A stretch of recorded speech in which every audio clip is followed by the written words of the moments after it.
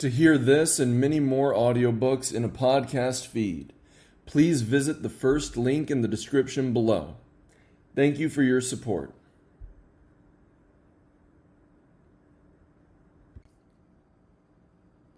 The Governance of China, Volume 3, by Xi Jinping. Audiobook, Part 4. State System and National Governance. Improve the functions of party and state institutions. Main points of the speech at the meeting reviewing further reform of party and state institutions. July 5th, 2019. Further reform of party and state institutions is a systematic and overall restructuring in terms of organization and management. We have promoted this overhaul at all levels and restructured and improved the systems of party leadership, the government, the military, and people's organizations, systematically enhancing the leadership of our party, the government's capacity to deliver, the combat effectiveness of armed forces, and the vitality of people's organizations. The main functional framework of party and state institutions for the new era is by and large in place. It provides a strong organizational guarantee for developing and improving the socialist system with Chinese characteristics and for modernizing China's system and capacity for governance.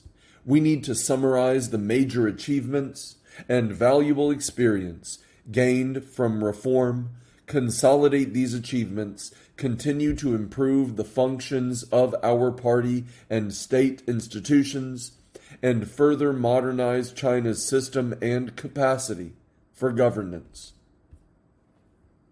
Further reform of party and state institutions is an important means of implementing the decisions and plans of the 19th CPC National Congress in 2017.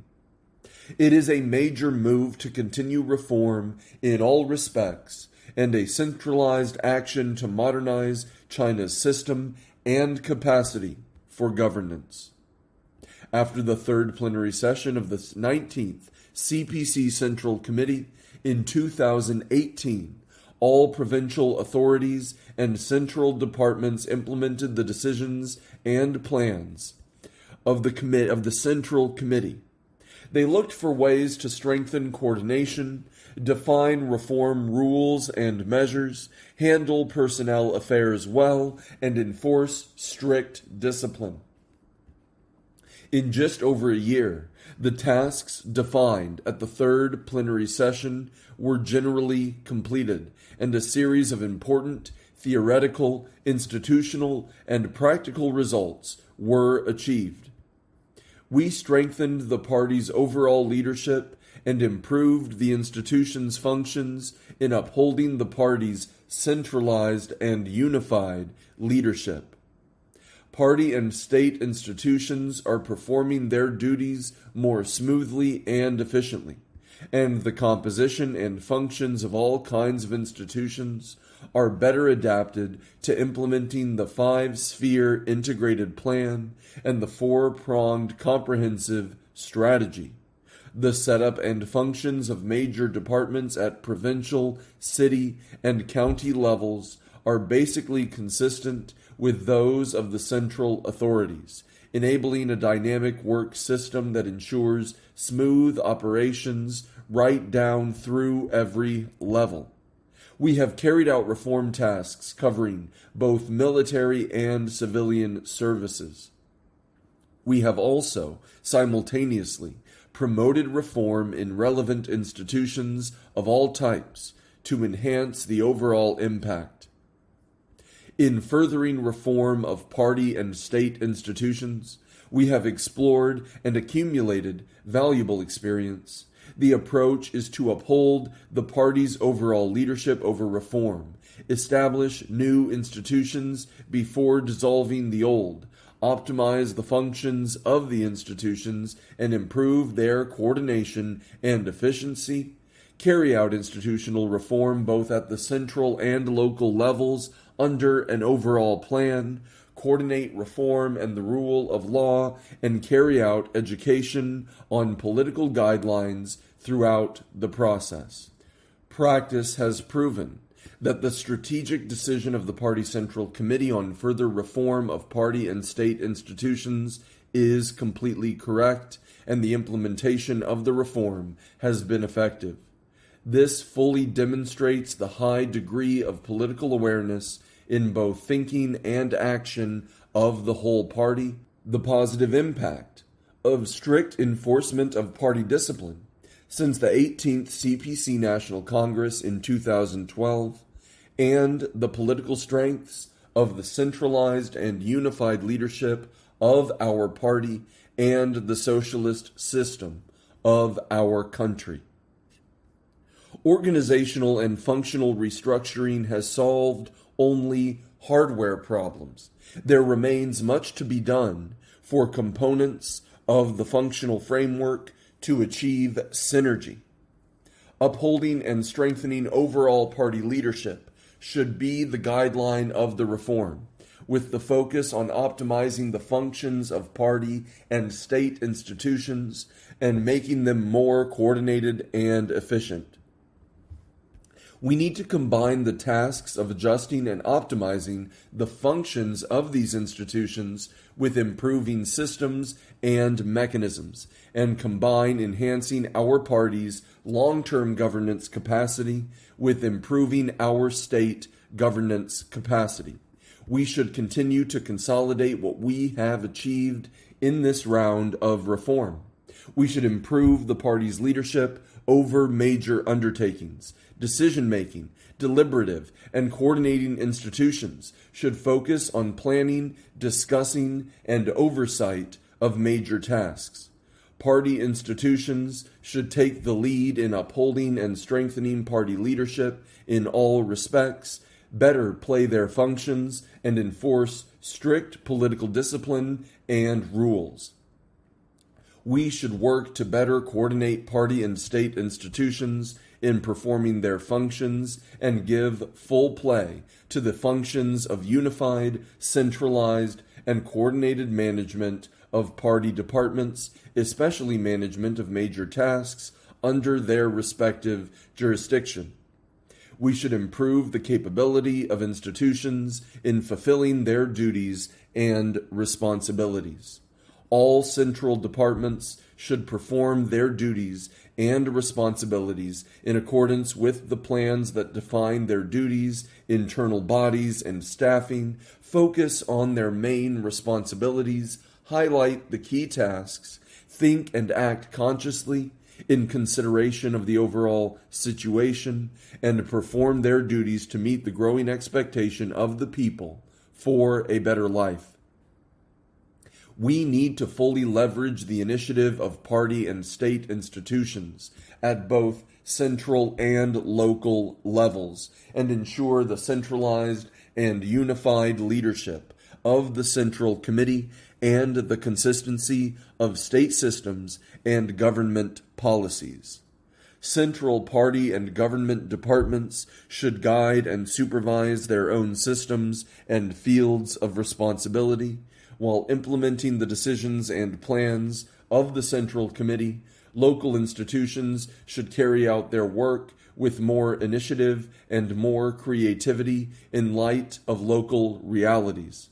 We need to advance reform in related sectors. We should extend reform of public institutions in accordance with the principle of relieving them of government functions, keeping them away from business activities, and letting them run their own day-to-day operations while remaining under supervision.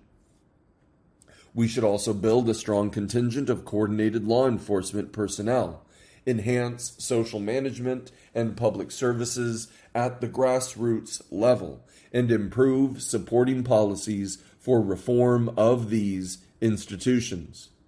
We need to codify the staffing of institutions, manage all kinds of organizations and institutions in accordance with the law, and continue to strictly control their personnel expansion. We should enhance our capability to perform our duties, break new ground, and shoulder responsibilities, and understand the new requirements brought about by new institutions and functions. In line with the ongoing aspiration and mission education campaign, we need to educate and guide party members and officials to keep in alignment with the Central Committee in terms of our thinking, political orientation, and actions, stand on the side of the people, and temper the political character of being loyal, clean, and responsible. With a strong sense of urgency and a hard-working spirit, we must have the perseverance to hammer away until a task is done. Further reform of party and state institutions is planned and advanced on the sand table of comprehensive reform as one of its strategic campaigns. We should make good use of the favorable conditions created in the reform of party and state institutions to promote comprehensive and in-depth reform. The results we have achieved from this round of reform will help break new ground in our further reform on all fronts. It is a demanding task for us to complete the comprehensive reform measures put forward at the third plenary session of the 18th CPC Central Committee in 2013. Now, there is only a little more than a year to go before 2020, when we have scheduled decisive results in the reform of important areas. We must maintain our momentum, keep fighting with all of our strength, take on tough issues, and concentrate our efforts on making breakthroughs in important areas. While promoting further reform of party and state institutions, we also need to improve the systems and mechanisms for party leadership over reform, as well as decision-making and implementation mechanisms. We will strengthen the links between central and local authorities, between leading and participating departments, between main reform and supporting programs, between reform measures and legal guarantees, between pilots and rollouts, and between the implementation of reform tasks and the adjustment of institutional functions to form a synergy. We should remain confident in our reform strategies and promote reform to better serve economic and social development. We should work out ideas on reform and development, solve outstanding problems, guard against risks and challenges, and stimulate the vitality of innovation. We need to correctly handle the relationship between reform, development, and social stability, and combine party leadership with respect for the pioneering spirit of the people. We should make reform systematic, holistic, and coordinate the progress of reform in various fields to achieve overall effect. We need to give greater substance to reform to ensure the quality of plans and the effectiveness of their implementation. Our situation, tasks, and work requirements are all changing, which requires us to accurately understand, effectively respond to, and take the initiative in seeking changes.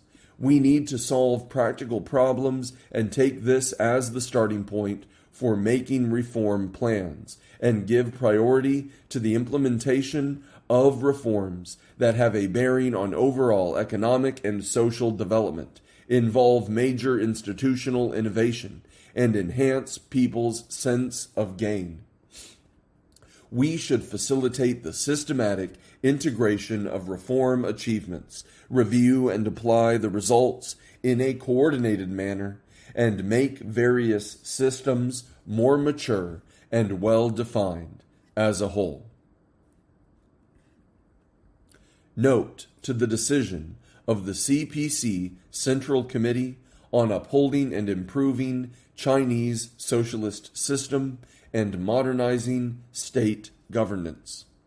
Speech at the 4th Plenary Session of the 19th CPC Central Committee, October 28, 2019.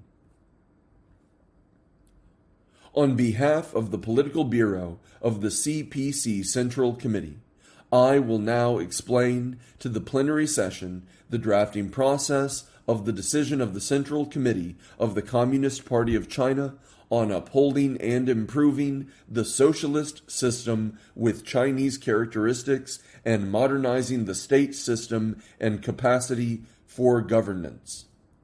Background and considerations. We have just celebrated the 70th anniversary of the founding of the People's Republic of China.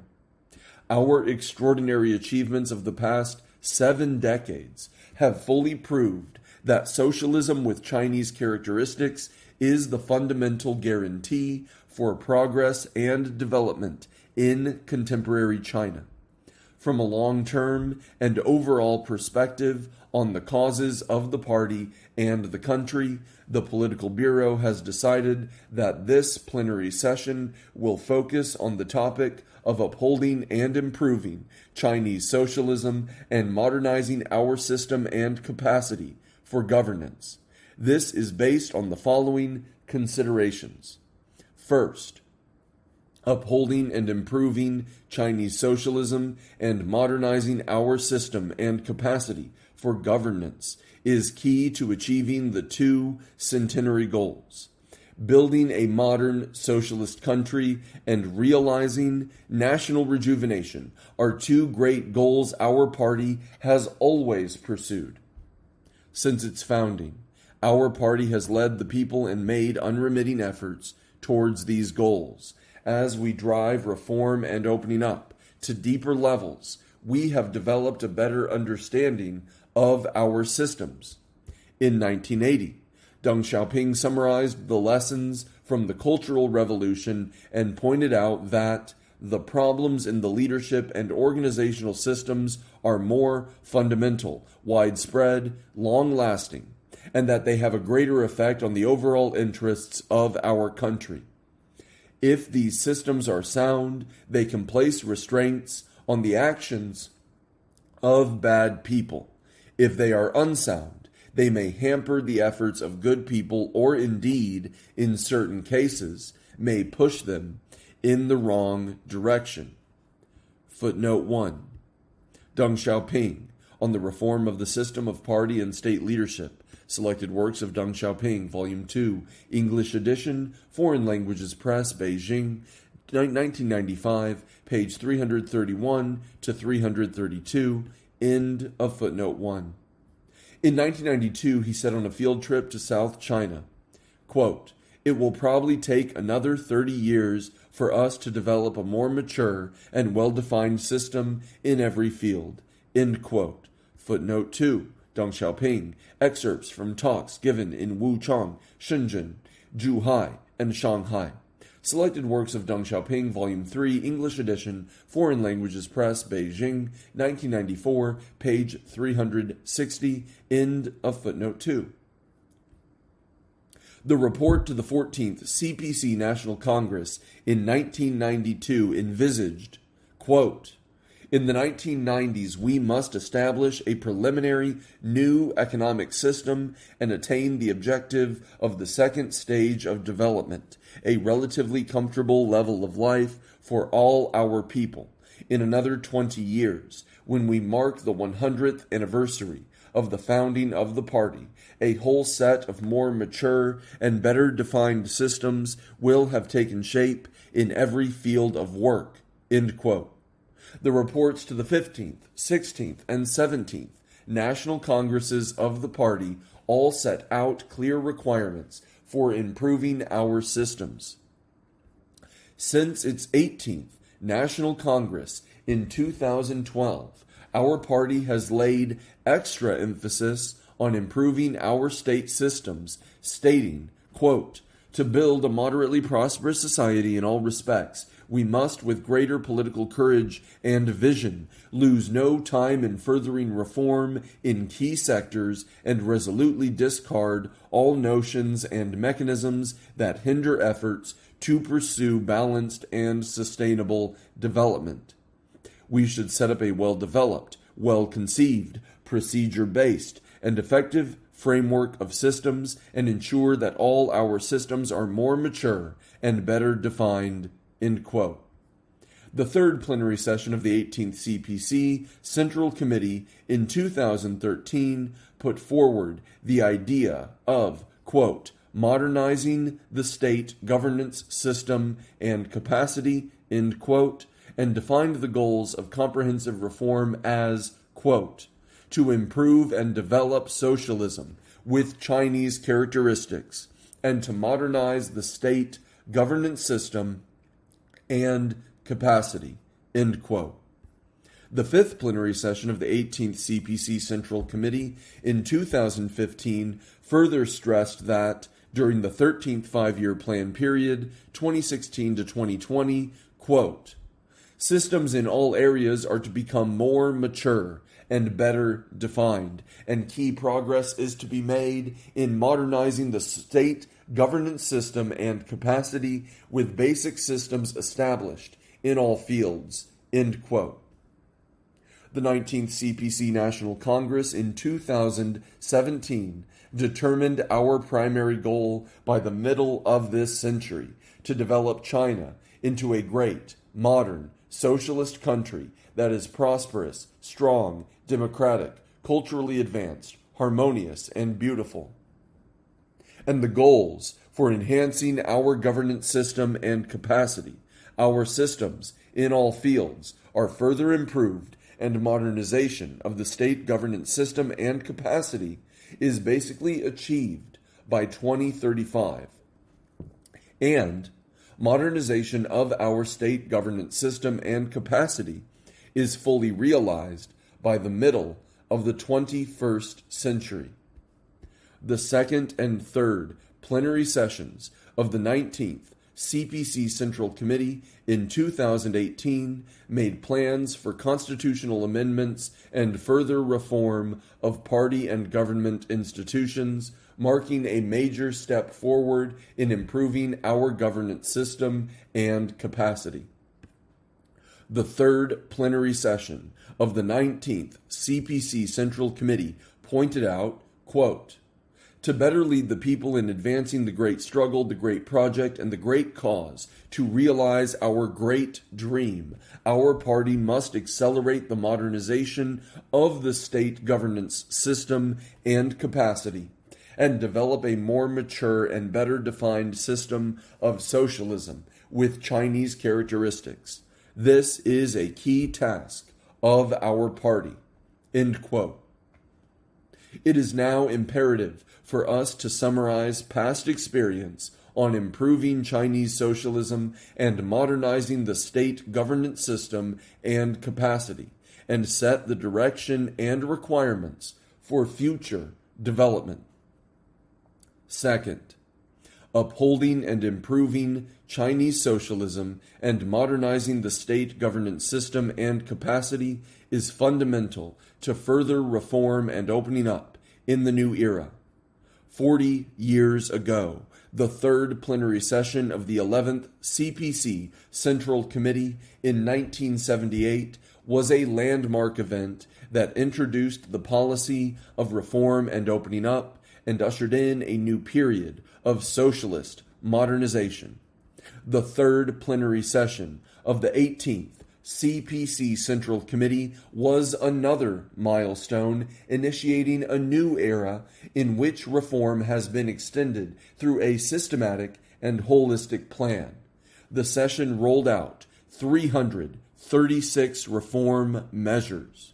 With our efforts over the 5 years since then, reform in key areas has delivered striking results, and basic systems in major fields have taken shape, laying a solid foundation for modernizing our state governance system and capacity.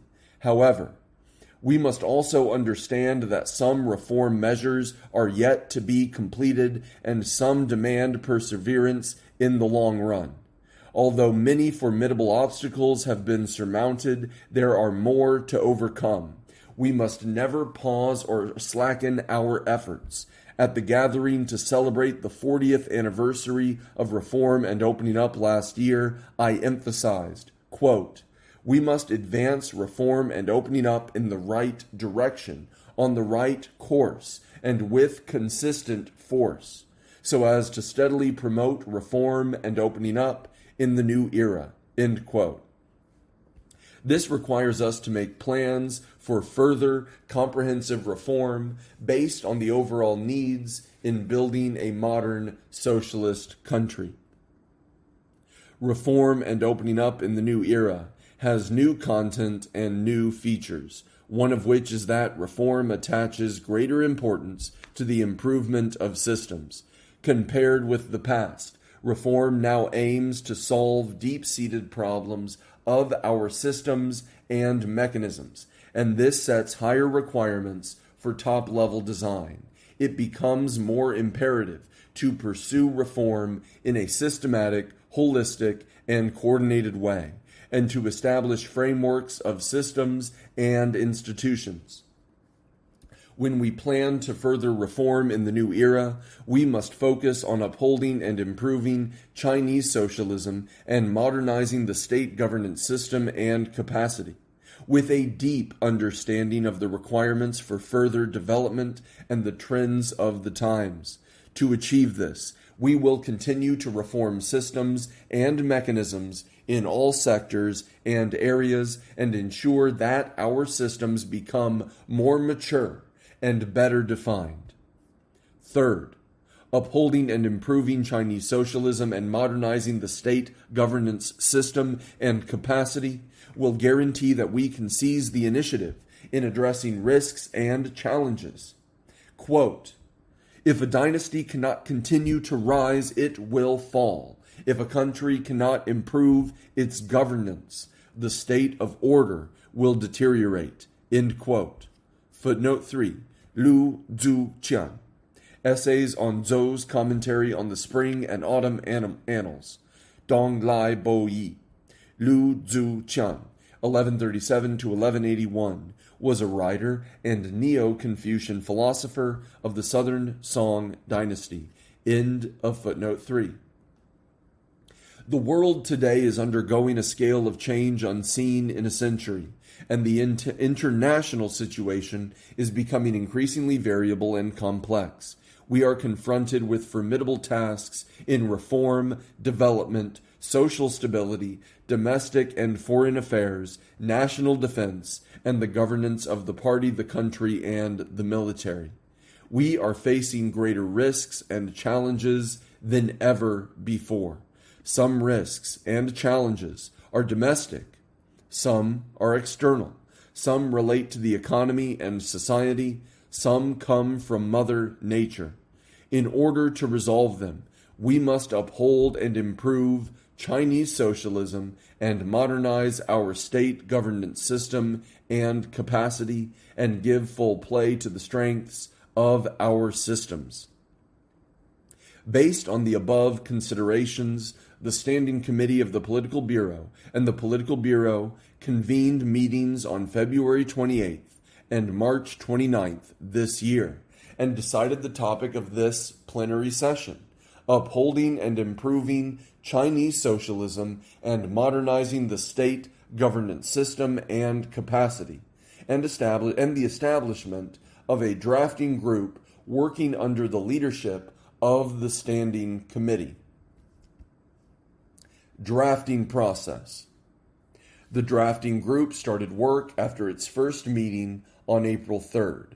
The Central Committee issued a notice to all provincial authorities and central departments on April 7th to solicit opinions and suggestions on the topic. The 109 responses received provided many valuable opinions and suggestions, mainly covering the following areas: our achievements and experience in upholding and improving Chinese socialism and modernizing the state governance system and capacity, the principles and the fundamental basic and important systems we must hold to, and the main problems and tasks facing us and key measures we must take. All agreed that the Central Committee's broad vision and strong sense of responsibility were reflected in its choice of the topic for its fourth plenary session, and that the topic bore far-reaching significance for achieving moderate prosperity in all respects throughout the country, building a modern socialist country, and ensuring the party's leadership and the long-term stability of the party and the country. During the 6 months after it was established, the drafting group conducted an intense study of relevant literature, summarized the evolution and innovation of systems in the process of revolution, economic development, and reform in our country, in particular the achievements in theoretical research, practice, and systems made since the 18th CPC National Congress. Based on the opinions and suggestions from all sectors, the drafting group studied specialized subjects and discussed and revised the draft decisions many times. Following the order of a political bureau meeting, in early September the draft was circulated among a certain number of party members and retired senior party officials for suggestions. After careful review and discussion, provincial authorities and central departments submitted 118 responses. On September 25th, I presided over a forum attended by leaders from the central committees of other political parties, head of the All China Federation of Industry and Commerce, and personages without party affiliation. I heard their opinions and received the texts of 10 speeches from them. The drafting group collated all opinions and suggestions. In total, the group received 1,948 revision suggestions, and 1,755 remained after removing duplicates. These included 380 general opinions and 1,375 detailed suggestions. The feedback showed full approval of the draft decision. All consulted groups and individuals had reached the consensus that the decision has a correct understanding of the evolution of China's national system and state governance system. It prioritizes upholding and improving party leadership, which is key to state governance. It emphasizes that we must maintain the correct political direction and break new ground, and manifest our confidence in Chinese socialism. It highlights efficiency, integration, and coordination among different systems, with a focus on solving problems and achieving practical results. The decision answers major political questions. What should we uphold and consolidate? What should we improve and promote? It defines the major systems and principles we must support and introduces the tasks and measures for improving our systems. It underscores coordination between the fundamental, basic, and important systems, between top-level design and its implementation at different levels, and between reform and operation of systems, as both a summary of experience and a vision for the future. It maintains the stability of our systems while introducing reform and innovation, and remains committed to our goals while aiming to solve problems. The decision will certainly have a profound impact on the systems of our country, making them more mature and better defined, and turning their strengths into efficient state governance. Many constructive suggestions were collected, mainly including: first, to list comprehensive reform and law-based governance as strengths of our national system and state governance system. Second, to highlight the role of science and technology systems in boosting innovation.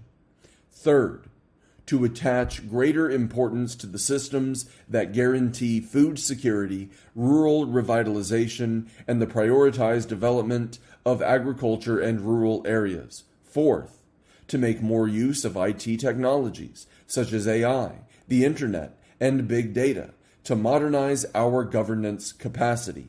Fifth, to fully apply the principle of the party supervising the performance of officials and set targets on improving the management of officials, motivating officials to take on responsibilities and ensure effective implementation, and encouraging them to work harder and be more enterprising and competent. Sixth, to promote theoretical research in our national system and state governance system, and public education on the subject. And seventh, to implement the guidelines set at this session along with the reform tasks laid out by the Central Committee since the 18th CPC National Congress and formulate an overall plan and mechanism for this purpose. The Central Committee instructed the drafting group to carefully study the opinions and suggestions from all sides. The group analyzed them item by item, took them all into consideration, and absorbed all pertinent suggestions. Through thorough deliberations, 283 changes were made to the draft decision, reflecting 436 opinions and suggestions. The Standing Committee of the Political Bureau held 3 meetings, and the Political Bureau 2 meetings to review the draft versions, and finally produced this final draft for submission. Framework of the draft. Focusing on the topic of this plenary session, the draft decision is based on the goals and tasks set at the 19th CPC National Congress. It aims to uphold and consolidate Chinese socialism and ensure the party's long-term governance and the country's long-term peace and stability, to improve Chinese socialism and build a modern socialist country in all respects, and to give full play to the strengths of Chinese socialism and modernize the state governance system and capacity.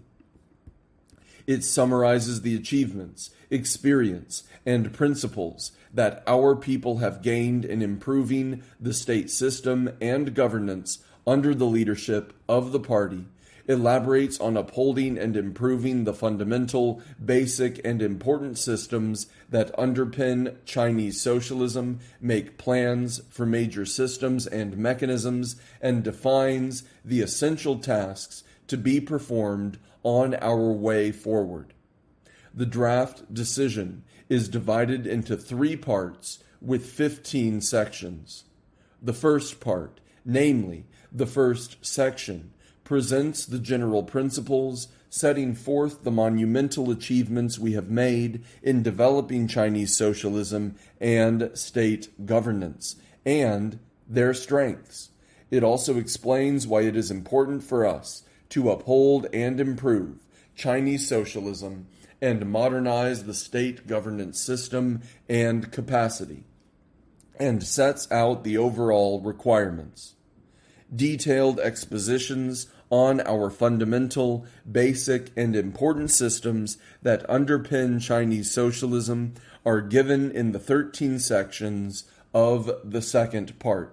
This part defines the fundamentals we must hold to and the direction for our systems to improve, and makes plans for future work. The 15th section and the conclusion constitute the third part, which sets requirements for the party's leadership over the endeavor. To fulfill the purpose of this session, we hope that all colleagues fully digest the guidelines laid out by the Central Committee, focus our discussions on what we should uphold and consolidate and what we should improve and promote, and share constructive opinions and suggestions for revising the draft decision. Uphold and improve the Chinese socialist system and modernize state governance. Part of the speech at the second full assembly of the fourth plenary session of the 19th CPC Central Committee, October 31st, 2019. The plenary session has listened to the Political Bureau's work report, analyzed the current situation and tasks, and deliberated and adopted the decision of the Central Committee of the Communist Party of China on upholding and improving the socialist system with Chinese characteristics and modernizing the state system and capacity for governance. All items on the agenda have been completed. Upholding and improving the socialist system with Chinese characteristics and modernizing the state governance system and capacity is a major issue that impacts on the full development of the undertakings of our party and state, the long-term stability of the country, and the happiness and well-being of the people. The CPC Central Committee decided to focus on these issues at the plenary session from a political, national, and strategic perspective, and based on the prevailing situation in China and a vision for the future. The decision passed at the plenary session provides a comprehensive answer to these questions concerning state and governance systems. What should we uphold and consolidate? What should we improve and promote? The report adopted at the plenary session is a Marxist guiding document and a political proclamation. All party members must align themselves with the decision of the plenary session in both thought and deed, and make its full implementation a key political commitment. Now, on behalf of the Political Bureau, I will make a few points on how we should understand and implement the decision of the plenary session. Have full confidence in the Chinese socialist system. Our ancestors said, quote, "A state system must be established when founding a country," end quote. Footnote 1. Book of Lord Shang. Shang Jun-Chu. This book is a representative work by Shang Yang and his followers. It is also an important basis for research into the legal philosophy of the Shang Yang school. End of footnote 1. A well-founded system is the biggest strength a country has, and competition in terms of systems is the most essential rivalry between countries. A country cannot remain stable without a sound system.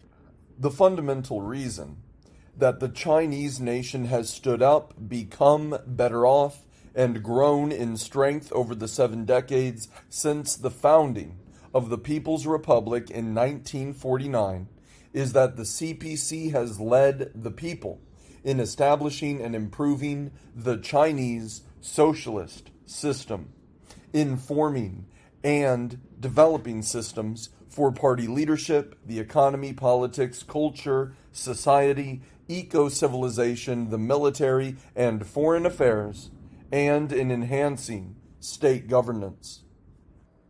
The state and governance systems that a country adopts are determined by its history and culture, the nature of its society, and the stage of economic development it has reached. The Chinese socialist system and state governance system did not fall out of the sky, but emerged from Chinese soil through a long process of revolution, economic development, and reform. They are the results of a combination of the tenets of Marxism with China's conditions and the outcome of a range of innovations in theory, practice, and system. They crystallize the wisdom of the party and the people, and are in alignment with its history, theory, and practice. First, China's socialist system and state governance system have a profound historical background. Over several thousand years of history, the Chinese nation has created a splendid civilization and developed a wealth of ideas on state systems and governance, including the ideal of great harmony, believing that when the great way rules, the land under heaven belongs to the people. The same tradition across the country, so that all areas follow similar customs and all people are of the same family. The idea of prioritizing ethics over sanctions in governance and guiding people with virtue. The people-centered philosophy holding that the people have primacy over the ruler, and the aim of governance is to ensure and improve the people's well-being. The idea of equality among all people in terms of social status and wealth, and taking the wealth of the rich to help the poor. The idea of justice and impartiality of the law.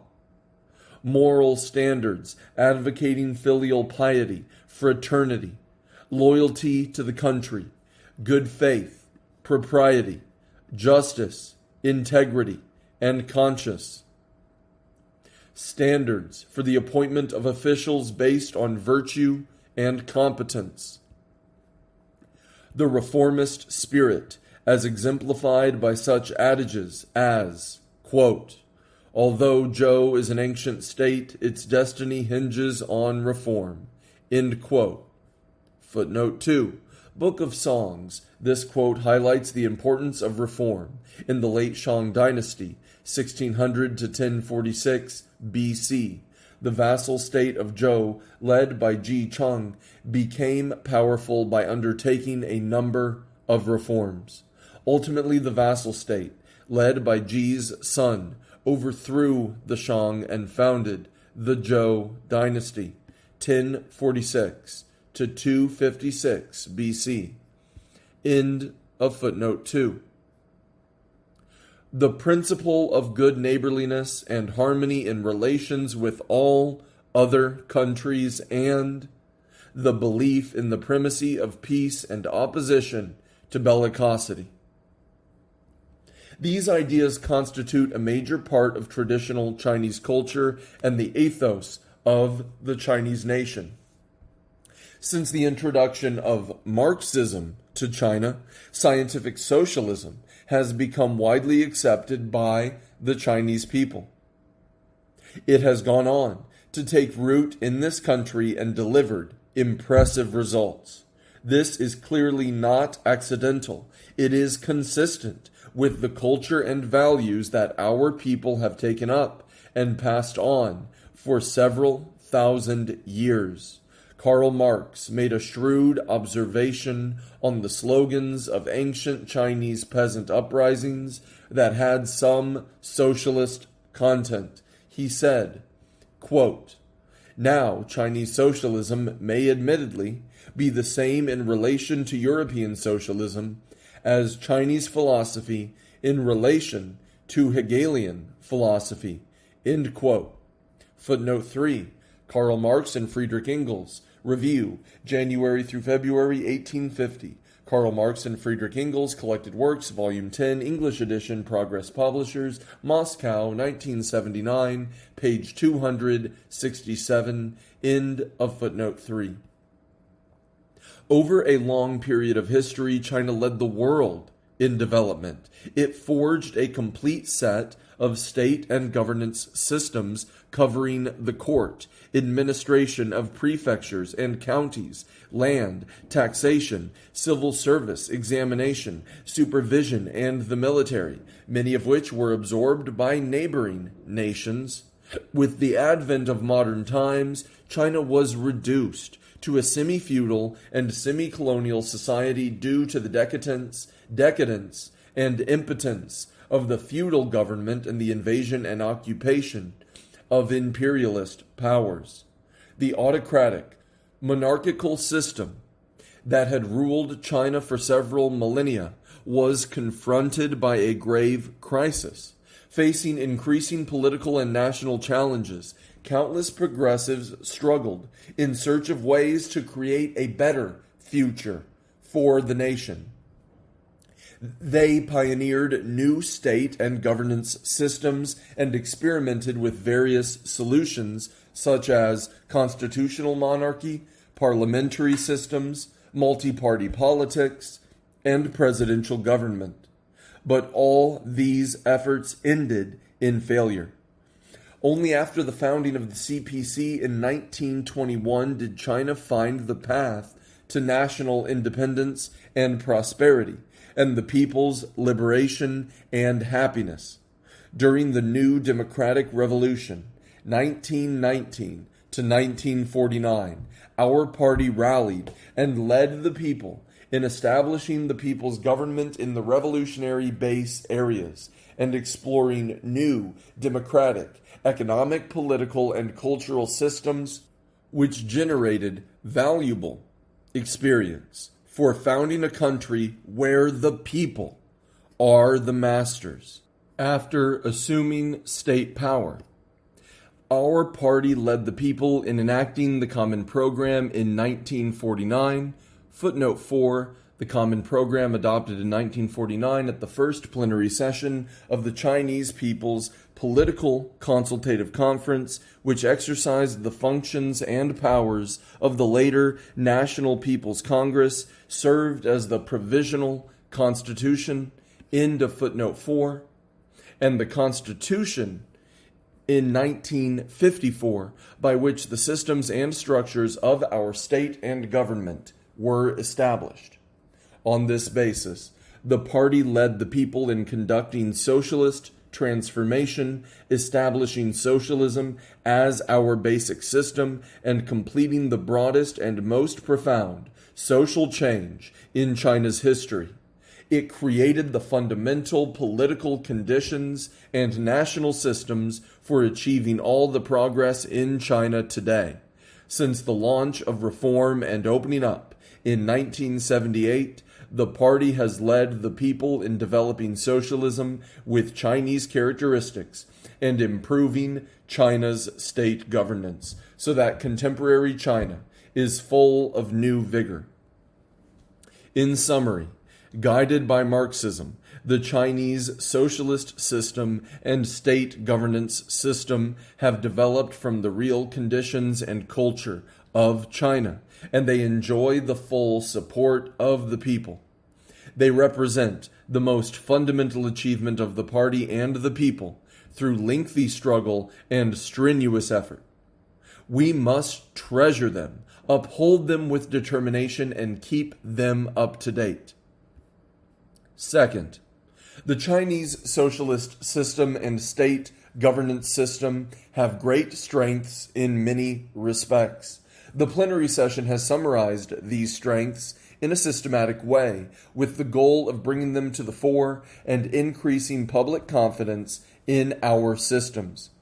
We should keep up our efforts to maintain and grow these strengths in a bid to enhance our socialist system and modernize our state governance system and capability in the new era. The merits of a system should be assessed from a political and overall perspective.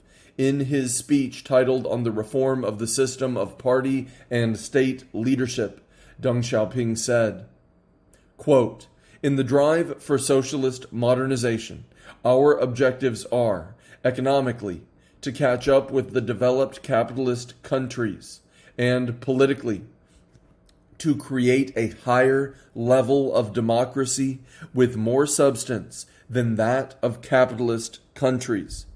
We also aim to produce more and better trained professionals than they do. The merits of our party and state institutions should be judged on the basis of whether or not they help us advance towards our objectives." End quote. Footnote 5. Deng Xiaoping, on the Reform of the System of Party and State Leadership, Selected Works of Deng Xiaoping, Volume 2, English Edition, Foreign Languages Press, Beijing, 1995, page 321 to 322, end of footnote 5.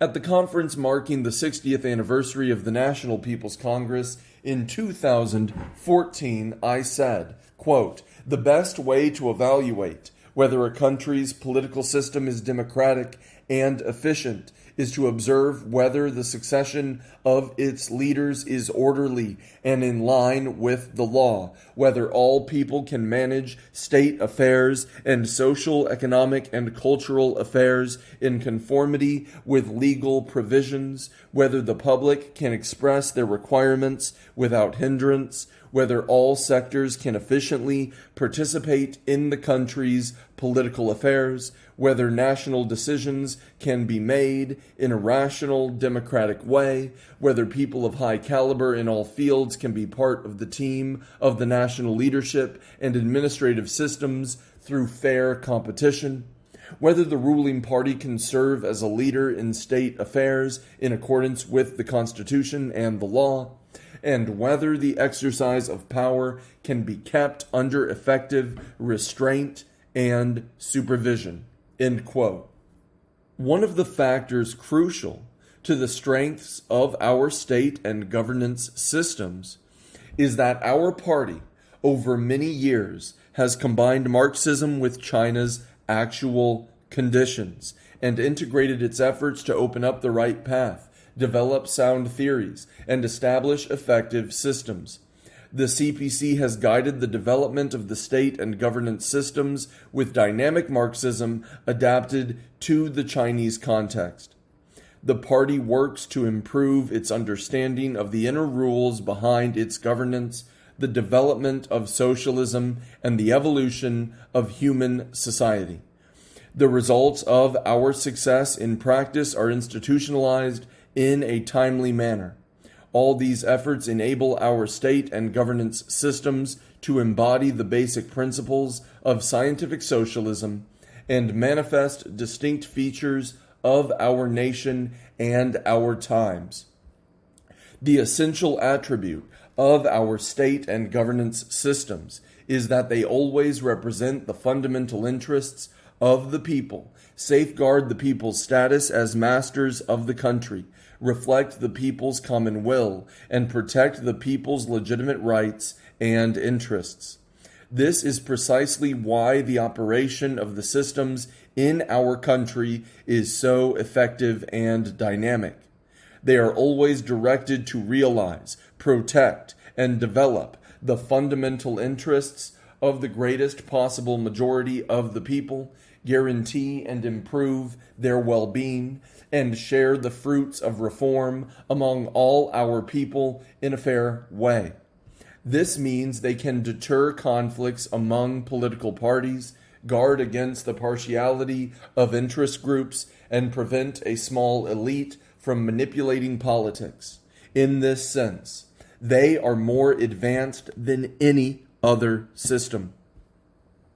We are always open to useful governance experience from other countries, digesting its essence and employing it for our own use on the basis of our own systems. For example, we learned a lot from the valuable experience of the Soviet Union during the initial period of the PRC in building socialism. Since the launch of reform and opening up, we have opened wider to the outside world and combined our socialist system with a market economy, allowing the market to play the decisive role in resource allocation and the government to better fulfill its functions. This has significantly helped unleash and develop the productive forces and boost vitality throughout society. What distinguishes scientific socialism from utopian socialism is that the former, which is not a set of fixed dogmas, sees socialism as a constantly improving process. After the Cultural Revolution, Deng Xiaoping pointed out, quote, "Our party and people established a socialist system after long years of bloody struggle. After all, although our socialist system is still imperfect and has suffered disruption, it is much better than the capitalist system based on the law of the jungle and the principle of getting ahead at the expense of others. Our system will improve more and more with the passage of time. By absorbing the progressive elements of other countries, it will become the best in the world. Capitalism can never achieve this. End quote. Footnote 6, Ibid, page 335.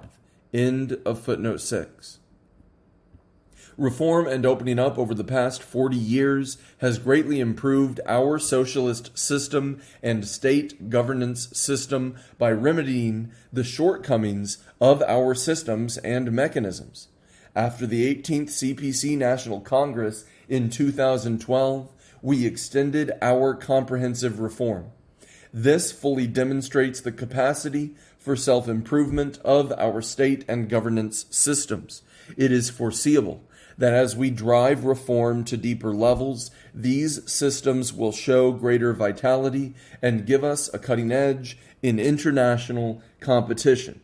Third, the Chinese socialist system and state governance system have generated substantial results. Quote, approach tells more than words, and conduct reveals more than approach. End quote. Footnote 7. Fu Xuan, Fu Zi, Fu Xuan, 217 to 278, was a writer and philosopher and politician who lived during the Three Kingdoms period and the Western Jin dynasty. End of footnote 7. Practice is the best touchstone of the efficacy of our systems. Over the 7 decades since the founding of the PRC, our party has led the people in creating 2 miracles. The first is rapid economic growth. In only a few decades, we have achieved a degree of industrialization that took developed countries several centuries. China is now the world's 2nd largest economy. Our overall national strength, capacity in science and technology, national defense capabilities, cultural influence, and international status have increased remarkably, and our people's lives have greatly improved. The Chinese nation now stands tall and steadfast in the East. The second is lasting social stability. Our country has maintained social harmony and stability for a long period of time, and the people live happy and stable lives. China is recognized as one of the countries whose people enjoy a strong sense of security. It is fair to say that no other state and governance system in human history could have achieved these 2 miracles in such a short time. We must uphold and consolidate our tried and tested systems and improve and develop them so as to transform their strengths into efficient state governance. I have often said that only the wearer of the shoes knows if they fit or not. The Chinese people know best whether the Chinese socialist system suits the country or not. We must be definite and determined on this critical political issue and must never lose our bearings or become confused. All party members, especially leading officials, must take a clear political stance on this issue and maintain confidence in the Chinese socialist path, theory, system, and culture at all times and in all circumstances.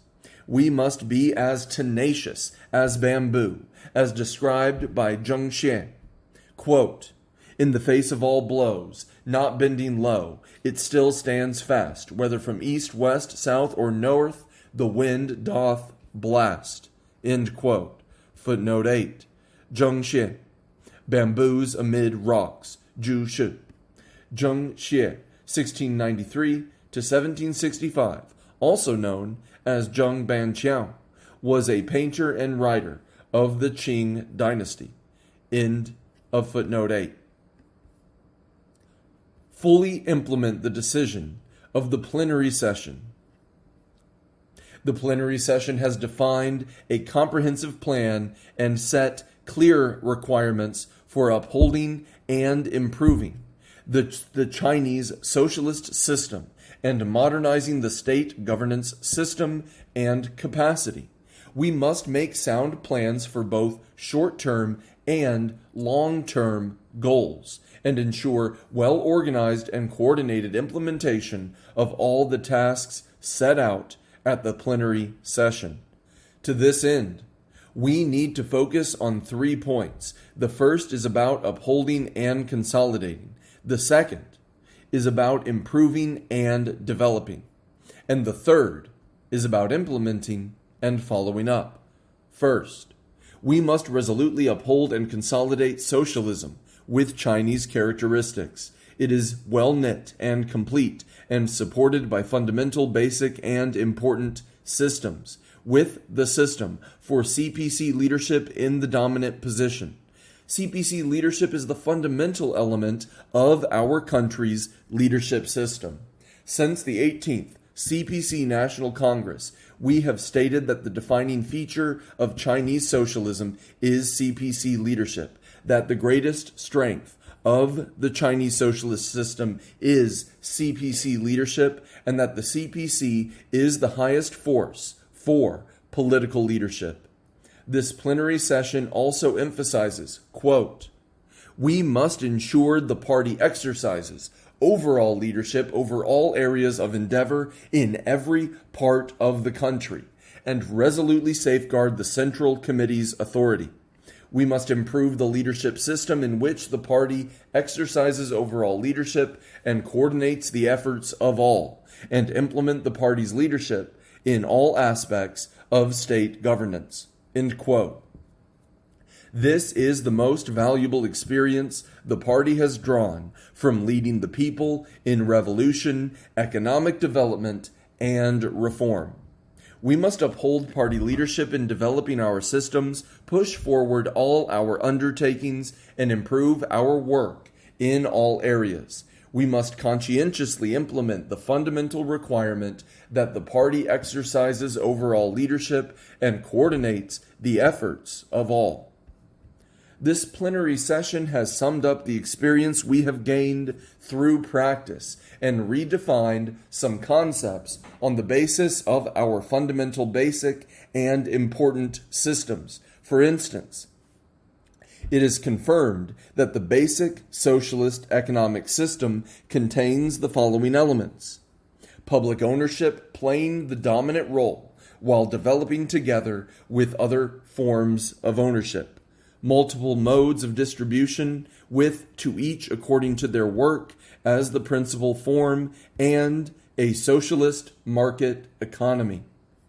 The plenary session has also highlighted the fundamental system which ensures that Marxism guides all our ideological work. It has further expounded on a set of systems: the rule of law under Chinese socialism, the administrative system under Chinese socialism, the system for promoting the advanced socialist culture, the system ensuring the well-being of urban and rural residents, social governance based on collaboration and broad participation with the goal of benefiting all, the system for promoting eco-civilization, the CPC's absolute leadership over the people's armed forces, the framework of one country, two systems, and CPC and state supervision. The fundamental, basic, and important systems of Chinese socialism are the institutional frameworks for various undertakings of the party and the state. We must strictly follow these systems when drawing up development plans, promoting the rule of law, formulating policies and measures, and making concrete plans for our tasks. They must be followed to the letter. We always say that leading officials, especially those of high rank, must have a keen political sense, clear political insight, and strong political capacity. One of the key requirements is to unswervingly uphold these systems and conduct conscious self-examination against them when we contemplate problems, make decisions, and ensure implementation. When encountering problems concerning our fundamental goal, we must take these systems as the guidelines in solving such problems. We must take an unequivocal stance on the cardinal issues of principle. In judging whether party committees and party leadership groups at all levels have played their role in leadership and supervision in their respective areas, the key lies in whether they have faithfully followed and implemented these systems. If they are put in place with precision, we will not make any fatal or political mistake. Second, we must improve and develop the Chinese socialist system and state governance system to keep up with the changing times. An ancient Chinese scholar observed, quote, "Plants with strong roots grow well, and efforts with the right focus ensure success." End quote. Footnote 9. Liu Xiang, Garden of Stories, Shou Yuan. Liu Xiang, 77 to 6 BC, was a writer and bibliographer of the Western Han Dynasty. End of footnote 9. As Chinese socialism has entered a new era, our country now finds itself at a new development stage. The principal challenge facing Chinese society is the gap between unbalanced and inadequate development and the people's growing expectation for a better life. This sets many new tasks and requirements for state governance. This, naturally, requires us to further improve and develop our socialist system and state governance system. Making our state system more mature and better defined constitutes a dynamic process. Modernizing state governance capacity is also a dynamic process. We cannot get there in one step, neither can we falter in our efforts. The goals we set in this regard must also be updated appropriately to suit the changing circumstances. We should never idealize our goals or rush for quick results, nor should we become complacent and satisfied with the old ways. In his article, Proposals on Governance, Su Shi of the Song Dynasty, 960 to 1279, said, quote, "Only by solving the hardest problems can one achieve the loftiest goals." End quote. Most of the targets and tasks set out at this plenary session are designed to fill in blanks and remedy weaknesses in our state and governance systems.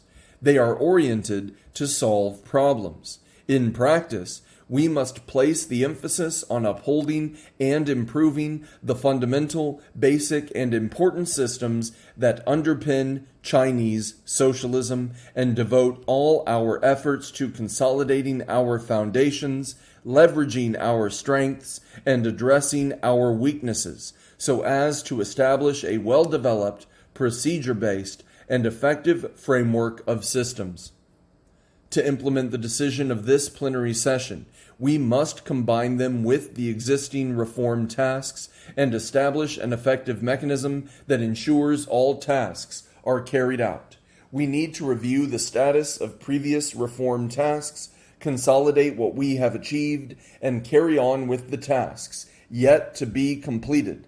At the same time, we need to integrate the new tasks into our existing agenda and ensure tangible results. Party committees and party leadership groups at all levels, under the unified leadership of the Central Committee, should improve our systems and governance capacity in the local context, study and implement the systems that are urgently needed for improving state governance as specified by the Central Committee, and the systems that are essential for satisfying the people's expectation for a better life.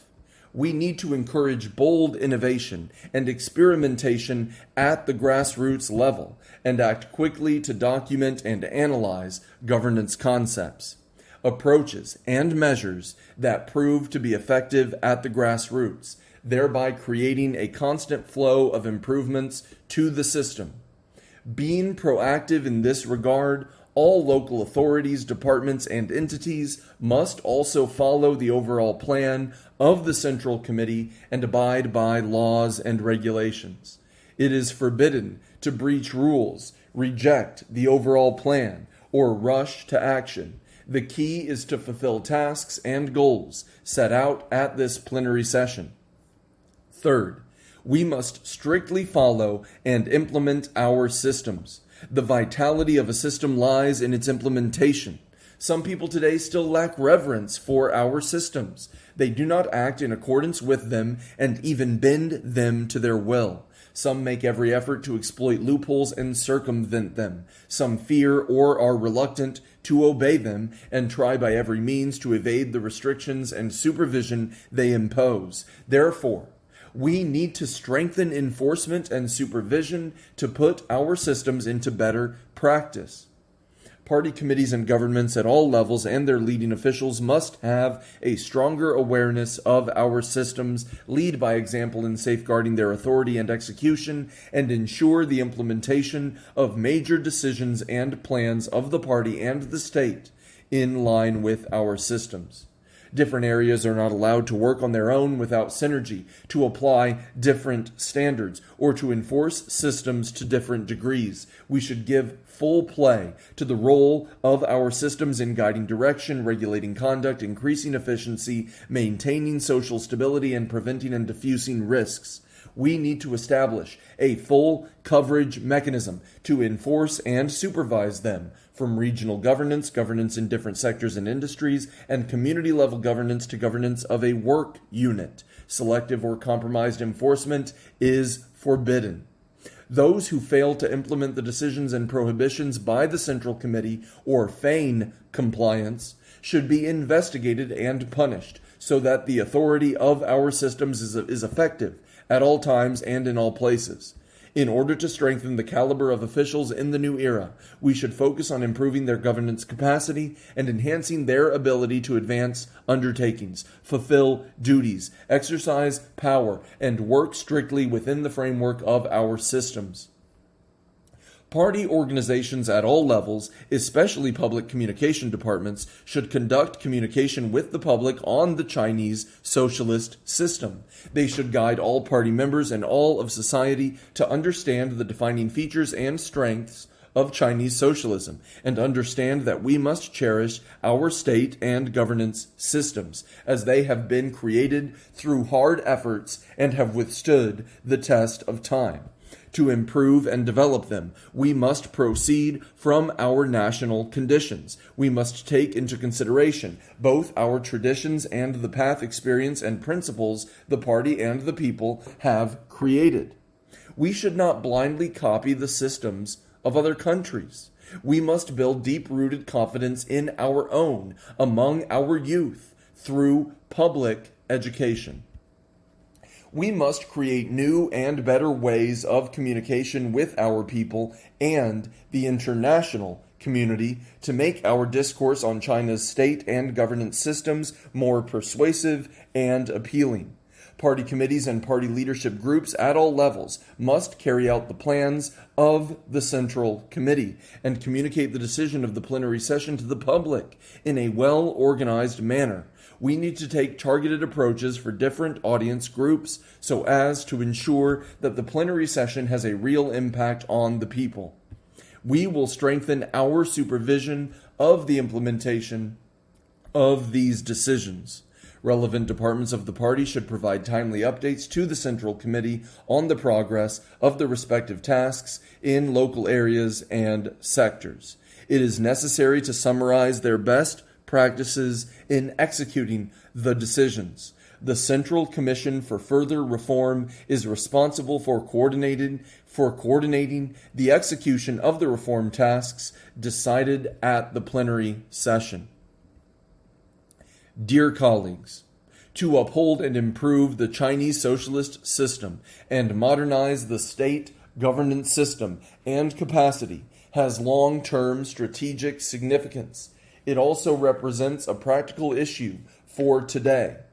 holding a strong sense of political duty and historic responsibility, and maintaining firm confidence and resolve, we must apply an innovative spirit to accomplishing the tasks put forward at the plenary session and guarantee the realization of the two centenary goals and the Chinese dream of national rejuvenation. End of audiobook part 4.